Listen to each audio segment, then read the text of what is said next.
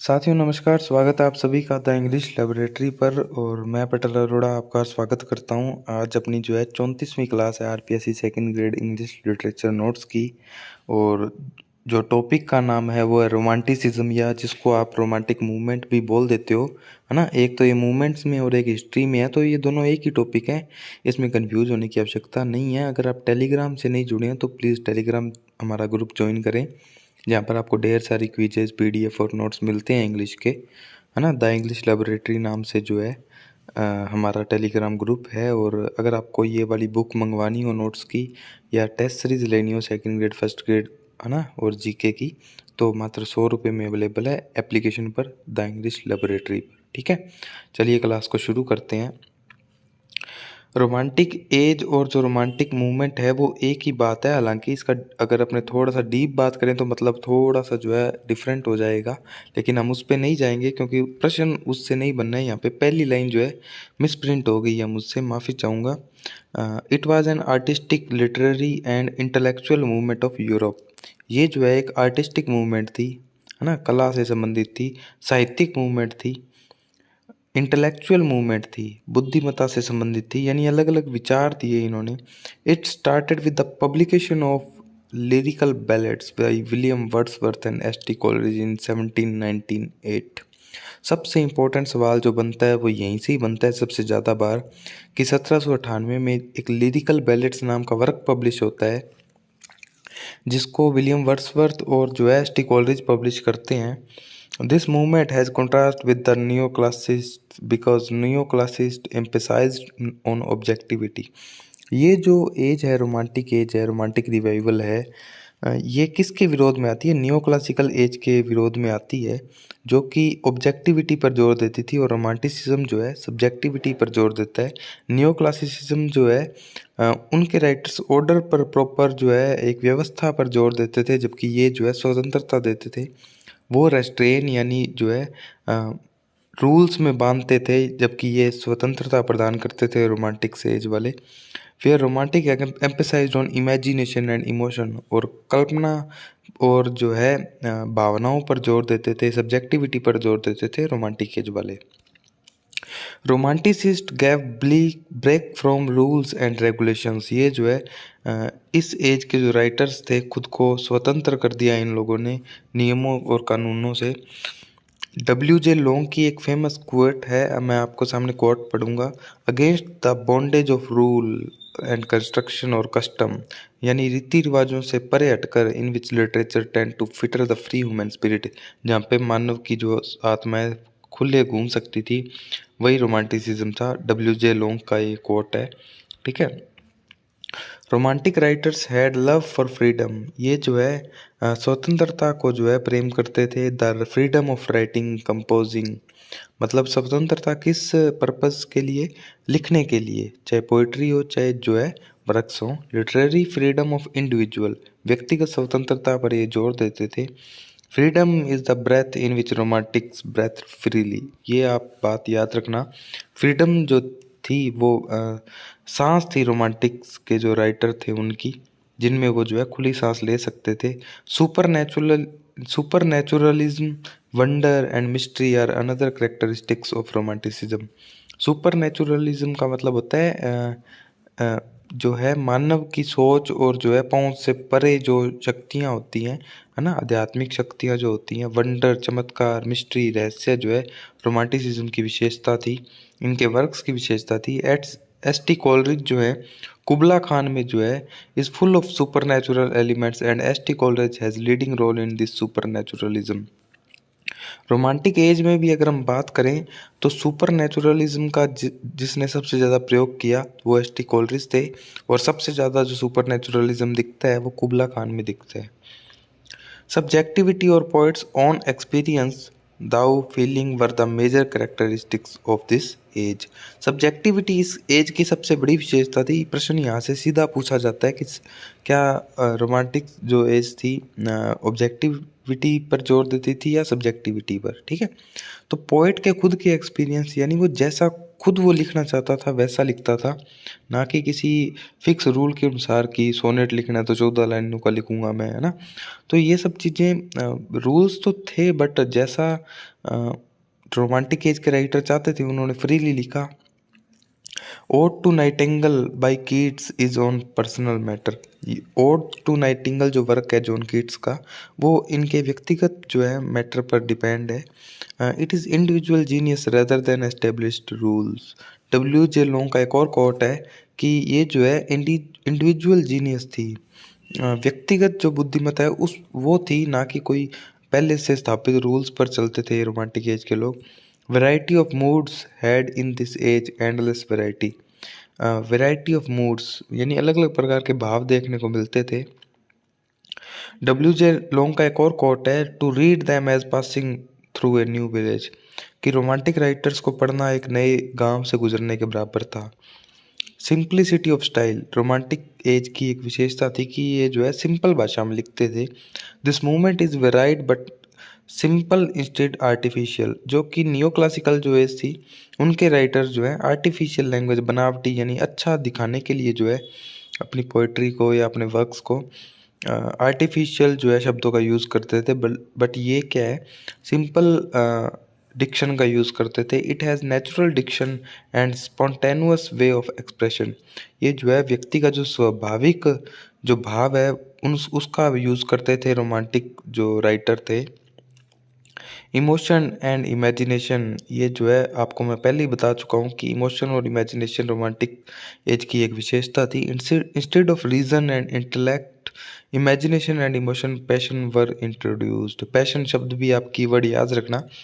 प्रश्न ऐसे ही पूछे जाते हैं कि कौन सी रोमांटिक एज की विशेषता नहीं है। तो अगर आपको passion, emotion, imagination, super naturalism, है ना, इमेजिनिज्म, ये सब जो शब्द हैं वो याद हैं तो पेपर में जो है प्रश्न सही हो जाएगा, कहीं पे भी गहराई में जाने की आवश्यकता नहीं है।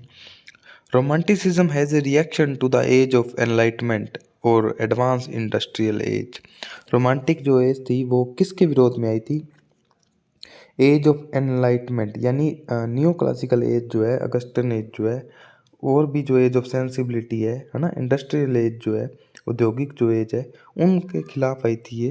रोमांटिक जो शब्द है वो फ्रेंच वर्ड रोमांट से बना है। It was a term for epic chivalrous quest told in verse. ये जो है रोमांट जो शब्द है ये एपिक के लिए यूज़ होता था। किवालरस का मतलब होता है कि शिष्टाचार भाषा में जो कहानी सुनाई जाती है, स्टोरी सुनाई जाती है और वर्स फॉर्म में होती है, उसके लिए यूज़ किया जाता था। हालांकि यहाँ से प्रश्न बहुत ही कम बनता है। Romantic movement began in Germany. Romantic जो मूवमेंट है वो जर्मनी में शुरू होती है with Jonathan Wolfgang von Goethe's. Okay, ये आप शब्द याद रखेंगे। थोड़ा सा ऑकवर्ड लग रहा है बोलने में, थोड़ा प्रोनाउंसिएशन में भी प्रॉब्लम हो रही है, लेकिन आपको एज इट इज़ याद रखना है।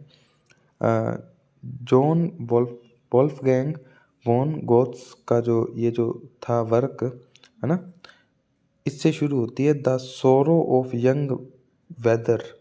It is the German romantic first work का नाम कौन सा है? The sorrows of young Werther, और राइटर का नाम है जॉन वोल्फगैंग। ओके, आप याद रखना। और ये first romantic, German romantic first work है ये। इंग्लिश रोमांटिसिज्म जो है वो ग्रेट ब्रिटेन में शुरू हुआ था, और मेजर जो पोइट्स हैं रोमांटिक उनमें से Lord Byron, PB शेले, ST. Coleridge, William Wordsworth, ठीक है, ये जो हैं इम्पोर्टेंट रोमांटिक राइटर हैं। 1810 में जो है रोमांटिक एरा का पीक था, शिखर था, यानी सबसे चरम पर था romantic era. And Jane Austen work took centre stage, और जेन ऑस्टन जो है वो भी बहुत जो है फेमस हुए इस टाइम पर। American romantics was as English romantics to a waterfowl by William Cullen Byron in 1818। American romantic भी बिल्कुल इंग्लिश रोमांटिक्स की तरह थे। टू ए वाटर फ्लो जो है एक वर्क है विलियम कलन बायरन का, 1818 में लिखा गया। Other American romantics work Emily Dickinson, J.F. Cooper, Washington Irving. Okay, ये आप नाम याद रखना है आपको जो है। आप कहोगे सर इतना डीप तो आता ही नहीं है एग्ज़ाम में, हम क्यों पढ़ें। देखो एग्ज़ाम में कहीं से भी कुछ भी आ सकता है, जैसे जैसे जो है टाइम बीतता है तो लेवल भी बढ़ता है ना। तो आपको ये सब चीज़ें याद रखनी है। अगर मैं ये चीज़ें कहीं से आपके लिए लेकर आया हूँ तो ये बात तो इंश्योर रखें कि मैंने खुद ने भी ये चीज़ें पढ़ी हैं, तभी आपके लिए जो है प्रोवाइड करवा रहा हूँ। ठीक है, तो आप अंदाज़ा लगा सकते हैं कि मैंने खुद ने कितना डीप पढ़ा होगा। 6 common elements to romantic works were, 6 जो विशेषताएं हैं रोमांटिक वर्क्स की वो भी मैं आपको बता देता हूँ। आइडियलाइजेशन ऑफ वीमेन, महिला को जो है महिला की कल्पना करना या उसको आदर्श बनाना। इंडिविजुअलिटी, ये विशेषताएं हैं, इससे प्रश्न बनते हैं। इंडिविजुअलिटी, व्यक्तिगत व्यक्ति पर जोर देना। आइसोलेशन, अकेलापन। नेचर है ना, नेचर रोमांटिक एज की महत्वपूर्ण विशेषता थी। पैथेटिक फैलेसी, ये एक अपने आप में एक अच्छा टॉपिक है। पैथेटिक फैलेसी क्या होती है, ठीक है। फैलेसी का मतलब होता है कल्पना करना, पैथेटिक का मतलब होता है दया, ठीक है। एंड द कॉमन मैन, आम आदमी के बारे में जो है लिखा जाता था। लव फॉर मेलनकली, है ना, जो पीड़ित है, जो पीड़ित लोग हैं, जो दुख भरी जिंदगी जी रहे हैं, उनके लिए जो है इन्होंने थोड़ी सी सहानुभूति दिखाई। लव फॉर पास्ट, पर पास्ट का जो टाइम था, पुराना जो टाइम था, एलिजाबेथन जो टाइम था, उसके प्रति भी इन्होंने जो है लगाव दिखाया। ये भी दो अलग जो है फीचर थे रोमांटिक एज के। The seeds of romantic age were in the age of Johnson, Johnson की जो एज थी वहीं से जो है रोमांटिक एज का जो बीज थे वो बो दिए गए थे। As works of Thomas Gray, Thomas Gray के जो वर्क्स थे, कॉलिंस के जो वर्क्स थे, कॉपर के जो वर्क्स थे, उन्होंने जो है इस बात को प्रूव कर दिया था कि रोमांटिक एज के जो बीज हैं वो जॉनसन की जो एज थी वहीं से ही बो दिए गए थे। F.L. Lucas gave 11,396 definitions of romanticism in the decline and the fall of romantic ideal. F.L. Lucas जो है 11,396 परिभाषाएं देते हैं रोमांटिसिज्म की उनके वर्क्स में, the decline and fall of romantic ideal में। Watts Dunton said romanticism renaissance of wonder, Watts जो है डंटन जो है रोमांटिसिज्म को रेनेसा ऑफ वंडर बोलते हैं। वाल्टर पीटर जो है रोमांटिसिज्म को the addition of strangers to beauty बोलते हैं। आपको एक और याद रखने हैं। Victor Hugo liberalism in literature बोलते हैं रोमांटिसिज्म को। कैजेमियन जो है an accentuated predominance of emotional life बोलते हैं। The poet of romantics era can be divided in two groups. First, elder as Wordsworth, Coleridge, Walter Scott and Southey, and second as Lord Byron, Shelley and Keats. दो भागों में जो है हम बांट सकते हैं रोमांटिक एरा के राइटर्स को। फर्स्ट तो जो है एल्डर यानी बुजुर्ग, जो वर्ड्सवर्थ थे, कोलरिज थे, वाल्टर स्कॉट थे, साउथले थे, और दूसरे जो है जवान लोग जो कीट्स, शेले, लॉर्ड बायरन थे। Romantic poetry at the influence of French revolution, फ्रांसीसी क्रांति का बहुत प्रभाव था रोमांटिक एरा पर, पोइट्री पर। The first prose was Edinburgh review, Edinburgh review जो था वे फर्स्ट वर्क प्रोज था रोमांटिक एरा का, जो कि 1802 में फ्रांसिस जेफरे ने लिखा था। प्रिंस ऑफ द एसेइस्ट जो है चार्ल्स लैम्ब द्वारा दिया गया वर्क है। ये एसेइस्ट है, बहुत ही फेमस है ना। Confession of an English opium voter जो है डी क्विंसी ने लिखा था, ऑटोबायोग्राफी है इनकी ये। प्रीफेस टू लिरिकल बैलेड जो है, लिरिकल बैलेड्स का प्रीफेस यानी प्रस्तावना किसने लिखी थी, वर्ड्सवर्थ ने लिखी थी। बायोग्राफिया लिटरेरिया जो है 1817 में कोलरिज द्वारा लिखा गया था। अब नॉवेल्स की बात कर लेते हैं रोमांटिक एज के। द वेवरली नॉवल जो है ये 27 नॉवल हैं और 5 जो है टेल्स हैं, कहानियाँ हैं। प्राइड एंड प्रेजुडाइज जो है जेन ऑस्टन का वर्क है। Emma, sense and sensibility and Mansfield park are all written by Jane Austen, ये भी जो है जेन ऑस्टिन के वर्क्स हैं, इंपॉर्टेंट हैं। कुछ भी अनइम्पोर्टेंट जो है ऐड नहीं किया गया नोट्स में, है ना। तो आपको ये सब रट्टा मारने हैं और आप इनको मंगवाएं घर पे, मैं तो यही सजेशन दूंगा। बाकी आप नोट कर पा रहे हैं तो अच्छी बात है, अगर बार बार इस वीडियो को भी देख लेंगे तो भी आपको जो है रिवीजन हो जाएगा आपका, मेरा ऐसा मानना है। बाकी आपका अपना तरीका होगा जो भी। The romantics also tend to be nationalistic, romantics जो राइटर थे वो खुद को जो है राष्ट्रवादी बताते थे। लेक पोएट्स कौन कौन से थे? लेक डिस्ट्रिक्ट है साथियों, है ना, उन जिले से जो बिलोंग करते थे उन्हीं को लेक पोएट्स बोलते हैं। Wordsworth, Coleridge, Southey, they all lived in lake district and were influenced by French revolution and later after the became constructive. ये सभी जो है लेक डिस्ट्रिक्ट में रहते थे और फ्रेंच रिवॉल्यूशन से प्रभावित थे। They had rigorous new classical rules. इन्होंने जो है जो क्लासिकल रूल्स थे उनको बदलने की कोशिश की। Rousseau influenced them with return to nature. Rousseau जो थे बहुत महान दार्शनिक थे, उन्होंने इनको प्रभावित किया, जो कि बोलते थे कि प्रकृति की ओर लौटो। फ्रेंच रिवॉल्यूशन जो थी वो लिबर्टी चाहती थी, इक्वालिटी चाहती थी, फ्रेटर्निटी चाहती थी, लव फॉर पुअर क्लास चाहती थी and animals.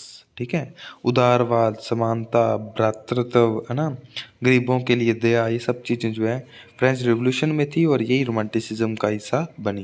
Romantic age renewed interest in middle ages literature. मध्यकाल का जो साहित्य था उसमेमें काफ़ी इंटरेस्ट था रोमांटिक राइटर्स का। The reliques of ancient English poetry, ये जो है बिशप ने वर्क लिखा था 1765 में। Romantic age poets presents things not as they are but as the mood of poet made it appears at the moment. Romantic age के जो works थे वो चीज़ों को वैसा नहीं दिखाते थे जैसा वो एक्चुअली में हैं, जैसा कि नियो क्लासिकल दिखाते थे। ये पोएट के मूड पर डिपेंड करता था कि वो उस चीज़ को लेकर कैसा सोचता है। ह्यूमैनिटेरियनिज्म जो है is another characteristic of this age. मानवतावाद जो है इसकी अलग विशेषता थी रोमांटिसिज्म की। Reducing suffering, improving people condition, ये जो है मानव जो पीड़ित था उनको उनकी दशाओं को दिखाने वाली एज थी। They treated poor people with sympathy, गरीब लोगों को दया की भावना से देखा जाता था। मेलनकोलिक कंटेम्पलेशन अबाउट थिंग्स, है ना, जो है दुख जो है उस पर मनन किया जाता था चीज़ों के बारे में। रोमांटिक पोएट्री इज डेमोक्रेटिक, है ना, लोकतंत्रवादी जो है पोएट्री है क्योंकि इसमें जो है व्यक्ति स्वतंत्र है। ए romantic is a dissatisfied individual may be dissatisfied with circumstances of his own life और एज। व्यक्ति जो है अपनी ज़िंदगी से, अपनी परिस्थितियों से जो है असंतुष्ट रहता है। लिटरेरी कन्वेंशन जो है साहित्यिक जो वो उजागर करता है चीज़ों को। ट्रेडिशन और जनरल फेट ऑफ ह्यूमैनिटी, और मानव का जो सामान्य भाग्य है उसके बारे में बताता है। Romantic poetry is pessimistic in tone. Romantic जो कविता है वो निराशावादी है अगर हम इसकी टोन की बात करें, भाव की बात करें। Middle age have a special fascination to poets. मध्यकाल का जो इतिहास था उसने काफ़ी जो है आकर्षित किया इस एज के पोएट्स को। They have interest in old metre and poetic forms like Spenserian stanza. Romantic age के जो पोएट्स थे उनको जो है Spenserian stanza, ballad, metre, blank verse, lyric, ode, sonnet, इन सब चीज़ों में इंटरेस्ट आने लगा। Romantic age is both revolt and revival. Romantic age जो है एक प्रकार का रिवोल्ट भी है और रिवाइवल भी है। ये दो जो शब्द हैं काफ़ी गहराई रखते हैं अपने आप में साथियों। रिवोल्ट तो ये किसके खिलाफ है? नियो क्लासिसिज्म के खिलाफ। और रिवाइवल ये है नेचुरलिज्म का, एलिजाबेथन पोएट्री का, है ना, क्योंकि उसमें भी सिंपल भाषा जो है यूज़ की जाती थी। ठीक है, तो मध्यकालीन जो इतिहास था उसका भी रिवाइवल है ये। It is revolt against 18th century convention and tradition. 18वीं शताब्दी का जो साहित्य था, नियो क्लासिकल जो साहित्य था, उसके खिलाफ आई थी ये जो रोमांटिक एज है। It is revival of old English meter and masters of poetry. और कविताओं का ये जो समय था ये वापस आ चुका था। मेजर रोमांटिक पोइट्स जो है उन पर बात कर लेते हैं। जेन ऑस्टन, है ना, आपको ये सब कुछ रट्टा ही मारना है और कोई इसका ऑप्शन नहीं है। Pride and prejudice, sense and sensibility, Mansfield park, ईमा, ये सब जो हैं इनके हैं जेन ऑस्टन के। अब आप कहोगे सर आपने याद किए थे क्या? बिल्कुल याद किए थे, इसमें कहीं पे भी कोई भी दो राय नहीं है कि मुझे ये, मैं अगर एग्ज़ाम की तैयारी कर रहा था तो मुझे याद नहीं थे, मेरे को फिंगर टिप्स पर याद थे। ठीक है, रट्टा मार रखे थे साथियों, आपको भी मारना ही पड़ेगा, सिलेक्शन लेना है तो, और कोई ऑप्शन नहीं है। विलियम ब्लेक का जो है songs of innocence and experience, ठीक है। जेन आयरे का चार्लेट ब्रोंट याद रखना, एमिली ब्रोंट का वुदरिंग हाइट्स याद रखना, रॉबर्ट बर्न का a red red rose, to a mouse, है ना। मिसप्रिंट हो जाता है, मैं खुद ही टाइप करता हूँ क्योंकि मैं किसी पे विश्वास नहीं रखता हूँ, तो मुझसे मानवीय भूल हो जाती है, क्षमा प्रार्थी हूँ, है ना। अगर आप कोई सुधार हो इसमें तो ज़रूर बताना मुझे। जॉन क्लेयर जो है आई एम ऑटम, ये इनका वर्क है। एस टी कोलरिज जो है rime of the ancient mariner, biographia literaria, ये एस टी कोलरिज के वर्क्स हैं। जे एफ कॉपर जो है leather stocking tales, the last of the Mohicans, ठीक है। ये आपको वर्क्स याद रखने ही हैं, आपको कोई भी छोड़ना नहीं है, क्योंकि जब आप एग्ज़ाम देने बैठेंगे तो आप पाएंगे कि जो ये जो क्लास जो बच्चे देख रहे हैं और जिनको याद है, वो दूसरे राजस्थान के तमाम बड़ी बड़ी नामी कोचिंगों से भी खुद को 10 फुट आगे पाएंगे, 10 कदम आगे पाएंगे, है ना। एमिली डिकिंसन का जो है because I could not stop for death and hope is the thing with feather, ये वर्क याद रखेंगे आप, है ना। जॉन वुल्फगैंग जो है, इनका the sorrow of young weather, ये आपको मैंने पहले बताया था, याद रखना है। नैथेनियल हॉथरॉन का वर्क जो है द स्कारलेट लेटर, आपको याद होना चाहिए।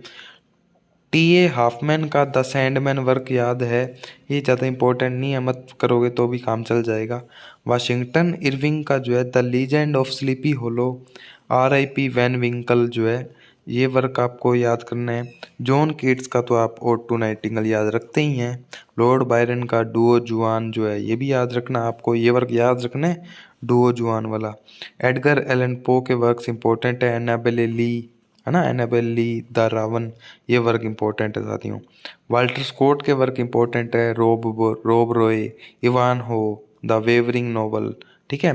पीबी शेले के भी बहुत इंपॉर्टेंट हैं। Ozymandias to a skylark, Mary Shelley के फ्रैंकस्टीन, सब इंपॉर्टेंट है साथियों। Wandered lonely as a cloud, Wordsworth का है ना। द प्रील्यूड, ये भी वर्ड्सवर्थ का वर्क है। I wandered lonely as a cloud and the prelude. Writers के बारे में बात करें तो एस टी कोलरिज के बारे में अगर हम नहीं पढ़ेंगे तो फिर रोमांटिक एज अधूरी रह जाएगी। वर्ड्सवर्थ के बारे में नहीं पढ़ेंगे तो भी रोमांटिक एज जो है अधूरी रह जाएगी। Born in 1772 and died in 1834, 1772 में पैदा होते हैं, 1834 में इनकी डेथ होती है। He is one of the lake poets, ये भी लेक पोइट थे। इनको जो है अपनी कुबला खान बायोग्राफिया लिटरेरिया के लिए जाना जाता है। ये जो है मिस्टीरियस और सुपरनैचुरल जो सब्जेक्ट है वो अपने वर्क्स में लेकर आते थे, है ना। ये जो है इल्यूज़न पैदा करता था, जो है सादा वास्तविक जो ज़िंदगी थी फिर भी ये जो है उसमें इल्यूज़न पैदा कर देते थे अपने वर्क्स में। उनकी जो पोएम थी वो क्रिस्टाबेल थी, ठीक है। Kubla Khan is written in influence of dream and opium. Kubla Khan जो वर्क है वो एक प्रकार से सपने और अफीम से संबंधित जो चीज़ें हैं उनसे प्रभावित होकर लिखी गई है। The rhyme of ancient mariner has 7 parts which is the story of killing A bird named albatross. Rhyme of the ancient mariner जो है 7 भागों में जो है लिखी गई है, जो कि एल्बेट्रोस नामक एक पक्षी की मृत्यु पर डिपेंडेड है।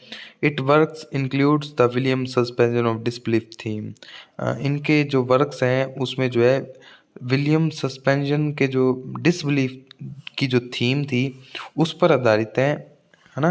ये थोड़ा सा यहाँ पे क्लैरिफाई नहीं है वर्क को, जो ये लाइन है ये क्लैरिफाई नहीं है कि ये कहना क्या चाहती है, माफ़ी चाहूँगा, मेरे से शायद कुछ टाइपिंग में मिस्टेक रह गई होगी। 4 poems by Coleridge was published in lyrical ballads. Lyrical ballad में जो है 4 कविताएं लिखते हैं कोलरिज साहब। Nightingale, foster's mother tale, the dungeon, Christabel, dejection जो कि ओड था, फ्रांस ओड है इनके द्वारा लिखा गया। Destiny of nation, youth and age, frost at midnight, ये सब इनके द्वारा लिखे गए वर्क्स हैं, पोइट्री हैं। Coleridge is also called poet of super naturalism, ये बात आपको बता चुका हूँ। सुपर नेचुरलिज्म के पोएट इनको कहा जाता है कोलरिज साहब को। Carlyle said Coleridge sage of Highgates. Carlyle जो है कोलरिज को सेज ऑफ हाईगेट्स कहते हैं, संत कहते हैं बड़े दीवारों का। वर्ड्सवर्थ के बारे में अगर ना पढ़े तो भी रोमांटिक एज जो है अधूरी है। ये जो है representative of poet as a medium of communication, है ना। ये पोएट्री को जो है कम्युनिकेशन का, संचार का माध्यम मानते थे। Poet of nature, worshipper of nature, इनको प्रकृति का पुजारी कहते हैं, लेक पोएट थे। ये भी फ्रांसीसी क्रांति से प्रभावित थे। ये जो है पोएट लोरेट बनते हैं इंग्लैंड के, है ना। Wordsworth believe that the greater creator exist which is called pantheism. ये जो है कि ये भगवान में विश्वास रखते थे और इनको जो है ये कहते थे कि हमारे को बनाने वाला जो है एग्जिस्ट करता है, अस्तित्व रखता है, जिनका नाम पैंथीज्म है। ही was the brightest star of romantic as, वो सबसे बड़ा नाम था रोमांटिक एज का। और रोमांटिक एज की बात करें और लिरिकल बैलेट की बात ना करें तो जो है तो भी रोमांटिक एज जो है अधूरी मानी जाएगी, क्योंकि सबसे इम्पोर्टेंट वर्क है। थोड़ी सी क्लास लंबी होगी लेकिन आपको जो है मैं कंटिन्यूसली बोल रहा हूँ, आपका मैं एक सेकंड भी वेस्ट करना नहीं चाहता। इसमें जो है टोटल 23 पोएम्स थी, जिसमें से 19 वर्ड्सवर्थ ने लिखी थी और बची 4 जो है कोलरिज ने लिखी थी। फर्स्ट पोएम जो थी इनकी वो rhyme of the ancient mariner थी कोलरिज के द्वारा। लास्ट पोएम जो थी वो टिंटर्न अबे थी वर्ड्सवर्थ के द्वारा। ल्यूसी पोएम्स जो हैं ये 5 पोएम्स का कलेक्शन है, ठीक है। ये रोमांटिक एज से संबंधित है, इतना ही याद रखना, इसमें 5 पोएम्स हैं। द एक्सकर्जन जो है ये एजुकेशनल टूर था जो कि 9 बुक्स में लिखा गया और 1814 में पब्लिश होता है, और द एक्सकर्जन रोमांटिक एज से संबंधित है, इतना याद रखना। प्रील्यूड जो है इसमें 14 बुक्स थी। ये जो है एस टी कोलरिज को एड्रेस किया गया है। ये एक एपिक पोएम है प्रील्यूड, और जो the hero of this poem is poet himself, और जिसने इस वर्क को लिखा है प्रील्यूड को, वही इस जो है पोएम का हीरो है। Ode to an intimation of immortality, और इमोरलिटी ओड बोले तो ये भी जो है रोमांटिक एज से संबंधित है। द रैम्बो, है ना, Simon Lee, daffodils, ode to duty, the world is too much with us, the cuckoo, the recluse, the solitary reaper, leech gatherers, Michael Laodamia, upon Westminster Abbey, we are 7, ये सब जो है romantic as से संबंधित जो works हैं। Wordsworth became laureate poet laureate या laureate poet in 1843 after death of Robert Southey. Robert Southey की मृत्यु के बाद ये जो है पोएट लॉरेट बनते हैं। और तीसरा बड़ा नाम जो है रोमांटिक एज में जॉन कीट्स का है, जो कि सेंसिटिव पोएट कहलाते हैं, है ना। Sensitive towards the idea of beauty which he worshipped with ecstasy of devotee. ये भी प्रकृति के बहुत बड़े पुजारी थे, है ना। ए thing of beauty is joy for ever was is philosophy, और इनका जो है ये पोएट्री का नाम भी था और ये फिलोसफी भी है। A thing of beauty is joy for ever. He was the last romantic poet to come and first to go of all romantic kids was exclusively poet. वो जो है रोमांटिक एज में लास्ट आने वाले थे और सबसे पहले जाने वाले थे, क्योंकि बहुत ही कम एज में इनकी डेथ होती है। कीट्स वाज ए ग्रीक, ये पी शेले इनके बारे में बोलते हैं। ही इज विद शेक्सपियर, ये जो है मैथ्यू आर्नोल्ड बोलते हैं कीट्स के बारे में। He was a sensuous poet, सबसे महत्वपूर्ण विशेषता कीट्स की। Keats is known for negative capability as joys and sorrow, good and evil. Negative capability पर भी थोड़ा सा 2 मिनट चाहिए, लेकिन मैं आपके नहीं लूँगा क्योंकि एग्ज़ाम की दृष्टि से इम्पोर्टेंट नहीं है। लेकिन नेगेटिव कैपेबिलिटी संबंधित कीट्स से है, बस इतना याद रखना। और ये खुशी और दुख की जो बात है, अच्छाई और बुराई की जो बात है, इससे संबंधित है। इनके वर्क्स के बारे में पढ़ लेते हैं। ईव ऑफ सेंट एजेस, लेमिया, एंडीमियन, हाइपेरियन, जो कि मिल्टन की इंस्पिरेशन से इन्होंने लिखा था। Isabella, ode to nightingale, ode to autumn. Ode to autumn जो है बेस्ट ओड है इंग्लिश लिटरेचर में। Ode on a Grecian urn first grade में लगता है। Ode to Psyche, ode to melancholy, ode on indolence, bright star. Bright star Keats का sonnet है। On first looking into चैपमैन्स Omar, ये भी इनके द्वारा लिखा गया सोनेट है। When I have fears that I may cease to be, ये भी इनके द्वारा लिखा गया सोनेट है। La belle dame sans merci, ballad लिखा गया कीट्स के द्वारा। The eve of Saint Mark, ये कीट्स का वर्क है। पी शेले, चौथा बड़ा नाम, ये जो है 1792 में पैदा होते हैं और 1822 में इनकी मृत्यु होती है। ई वॉज ए रेबल, वो एक विद्रोही थे। And wanted to establish a kingless classless and priceless society like Byron, और ये भी जो है लॉर्ड बायरन की तरह एक किंगलेस सोसाइटी बनाना चाहते थे, बिना राजा के, बिना वर्गों के, बिना पुजारियों के, बिना चर्च के, है ना। प्राइसलेस सोसाइटी, चर्च के तो नहीं, प्राइसलेस, बिना जो है पादरियों के, है ना, ऐसी सोसाइटी का निर्माण करना चाहते थे। His works are divided into 2 types, उनके वर्क्स जो हैं 2 भागों में बांटा जाता है। Zealous reformer and poet of melody. जो जेलुअस रिफॉर्मर जो इनके वर्क्स हैं उसमें जो है क्वीन मैब, revolt of Islam, the which of Atlas, ये वर्क्स आते हैं। पोएट ऑफ मेलोडी जो है एडोनिस, प्रोथमोस, अनबाउंड, है ना, ये वर्क्स आते हैं इनके पोएट ऑफ मेलोडी में। Okay. Ode to the west wind, sorry, ode to the west wind, written in terza rima, ये जो है टर्जा राइमा में लिखा जाता है। टर्जा राइमा भी एक प्रकार है सोनेट का।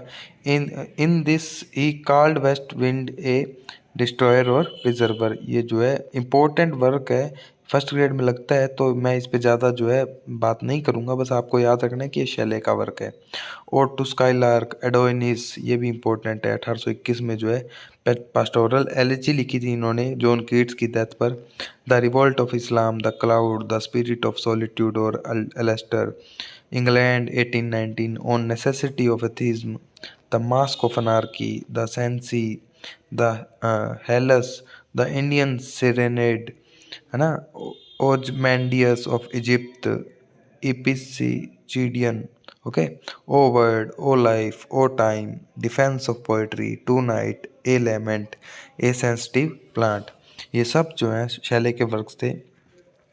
जितने याद हो सकें कर लेना, ठीक है, जितने याद हो सकें कर लेना, ज़्यादा सारे इंपॉर्टेंट नहीं है, 4-4, 5-5 वर्क्स याद कर लेना, मैंने तो किए थे सारे, है ना, फिर भी याद नहीं रहते हैं कितना भी कर लो। रॉबर्ट साउदले जो है नेक्स्ट पोएट हैं, 1774 में इनका जन्म होता है और 1843 में इनकी डेथ होती है। ये भी एक लोक पोएट थे और ये जो है पोएट लॉरेट बनते हैं 1813 में। His poems is typically romantic in theme and most of them are too ambitious. इनकी जो पोएम्स हैं बहुत ही कम जो है रोमांटिक देखने को मिलती हैं, मतलब typically type of romanticism is being seen in the poem of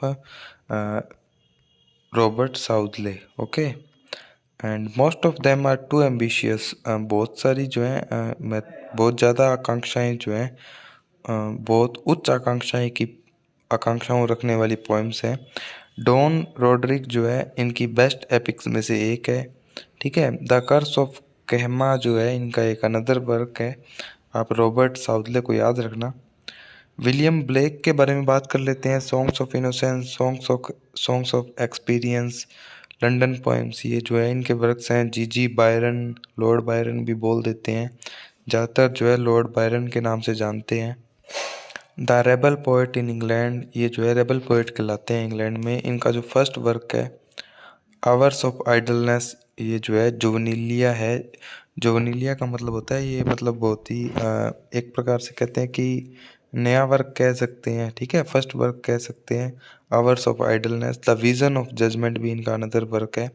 child Harold's pilgrimage जो है ये स्पेंसरियन स्टांजा में लिखा गया जो है वर्क है इनका, ओके। जेन ऑस्टन जो है 1775 में इनका जन्म होता है, 1817 में इनकी डेथ होती है। मात्र 25 और 42 साल की उम्र में इनकी मृत्यु होती है। द नोबल ऑफ मैनर्स इनके द्वारा लिखा जाता है। She present the world of provincial folk, ये जो है क्षेत्रीय दुनिया को दिखाती हैं। She wrote about familiar heart, ये जो है स्त्रीवादी हार्ट को जो है रिप्रेजेंट करती हैं। Pride and prejudice, sense and sensibility, Emma, persuasion, Northanger Abbey, Mansfield Park, this all are famous works by Jane Austin.